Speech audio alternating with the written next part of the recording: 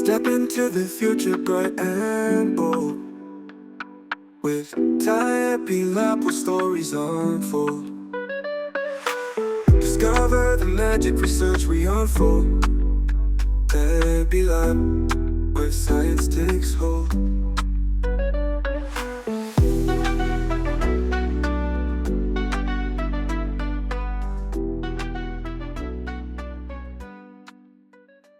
Welcome back, everyone. Ready for another deep dive with us? We've got some fresh research straight from our lab to share. Yeah, always exciting stuff. We're focusing on 2 papers from 2024. Cool.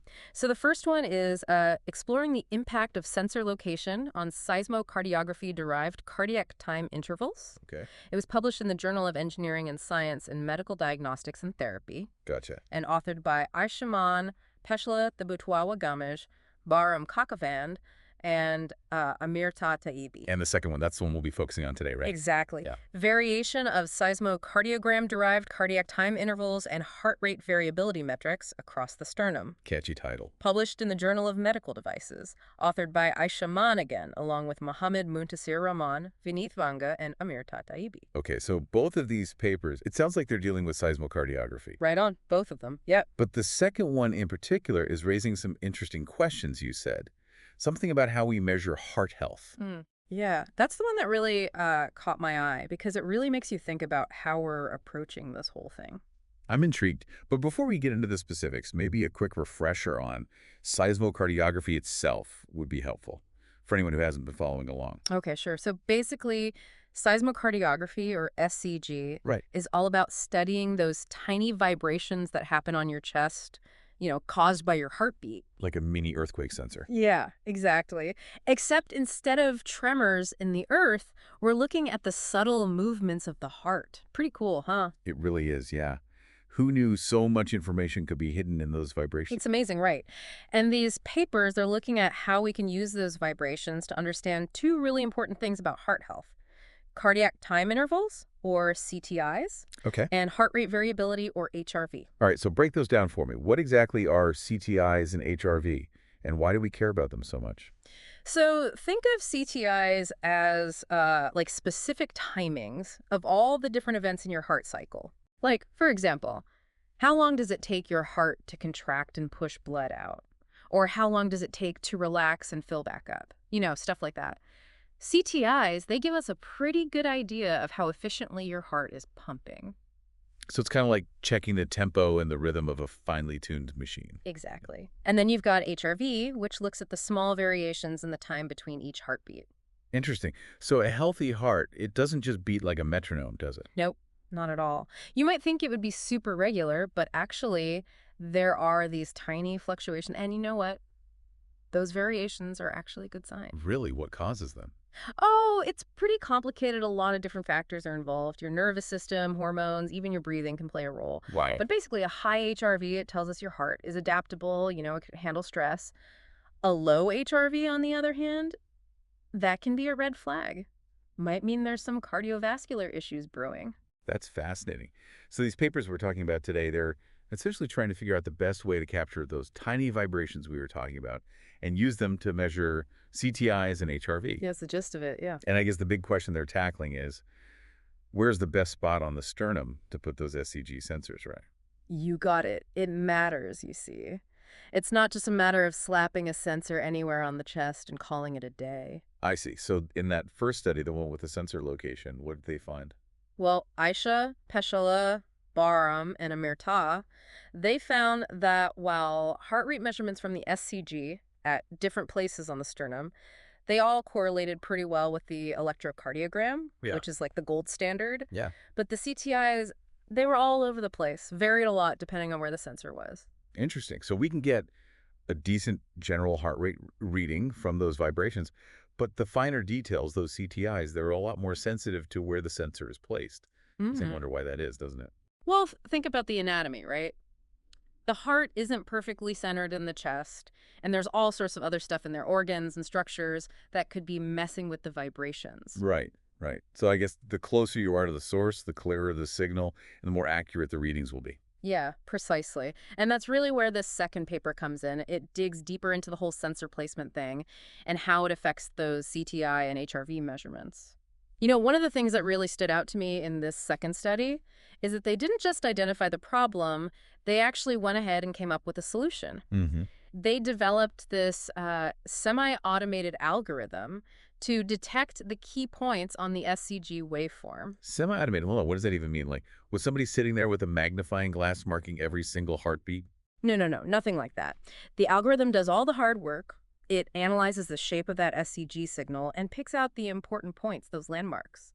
But the reason it's semi-automated is because a researcher still has to go back and double-check those points, make sure they're accurate. So it's like a really smart assistant, but it still needs a human to keep an eye on things. Exactly, like a second set of eyes. And get this, the algorithm. Turns out it was incredibly accurate, especially when it came to pinpointing those aortic and mitral valve events. So did this algorithm help them crack the whole sensor placement mystery? You bet it did. The study found some pretty significant differences in those CTI estimations depending on where the sensor was on the sternum. And big takeaway, lower sternal locations, especially near the xiphoid process. Xiphoid process. Yeah, that little bony bit at the bottom of your breastbone. Oh, right. So yeah, those lower locations, they gave the most accurate and consistent data. Interesting. So to get the most reliable readings, you basically have to get as close to the heart as possible. Yeah, that's the idea. But it's not just about proximity. The lower sternum also might just have a cleaner signal, Less interference from all that other stuff in there. Makes sense. So big picture, what does this all mean? What are the implications of these findings for the future of, keeping our hearts healthy? Well, just imagine, right, a future where you've got these wearable sensors that are constantly monitoring your heart health with incredible accuracy. And it's all thanks to understanding these subtle vibrations we've been talking about. That's the potential here. Wow, it's like having a little guardian angel on your chest keeping tabs on everything. That's a good way to put it. And because it's non-invasive, no needles or anything, it could make monitoring your heart health so much easier and more convenient. Yeah, no kidding. It could really help people be more proactive about their cardiovascular health. Exactly. Knowledge is power, right? But like any scientific discovery, there are still some questions that need answers and a lot more research to be done. Of course, that's how science works. Mm-hmm. So what are the next steps?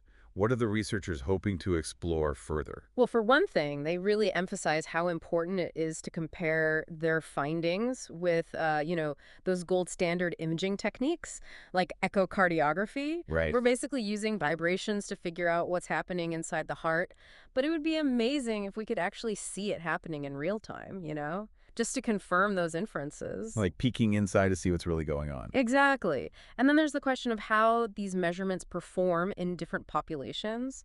This research, it focused on healthy adults, but what about different age groups, body types, or people with existing health conditions? Yeah, good point. Everybody's heart is different. We need to make sure these techniques are accurate and reliable for everyone. Absolutely. And that's just the beginning. Think about all the possibilities if we start combining seismocardiography with other physiological data like heart rate, blood pressure, even sleep patterns. We're talking about a total picture of heart health, right? Putting all the pieces together. Precisely.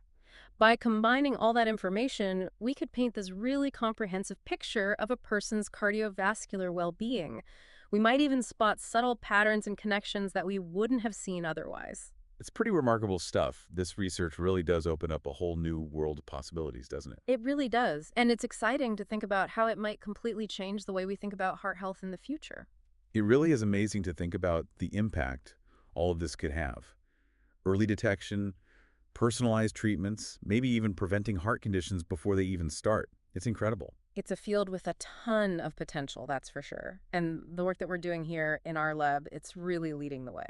It is. And speaking of which, I think we got to give a shout out to our colleagues who worked on these papers. Oh, absolutely. Aisha Mann, Pashela Tabatuaba Gamage, Baram Kakavand, Mohammed Mukassir Rahman, and Vineeth Vanga. Their dedication is really inspiring. Yeah, they're really pushing the boundaries of what we know about seismocardiography. Can't wait to see what they come up with next. And of course, we can't forget the brilliant mind guiding us all, our principal investigator, Amirta Taebi. Their vision is so important to everything we do. Absolutely. Their passion is infectious. It's an honor to be on this team. So I think we've covered a lot of ground today, from the basics of seismocardiography to the amazing research happening right here. It's been a journey, that's for sure. And it really just goes to show how much we still have to learn about the heart. That's the truth. Yeah. And as we wrap up, I want to thank everyone for joining us on this deep dive into the world of heart vibrations. Hope you found it as fascinating as we did. And just a quick note before we go, this whole deep dive, it was created using generative AI technology, expertly trained on all the materials from our lab. Pretty cool, huh? Yeah, it is. Until next time, keep those hearts healthy, and we'll see you back here for another deep dive into the latest and greatest research. We dive inside.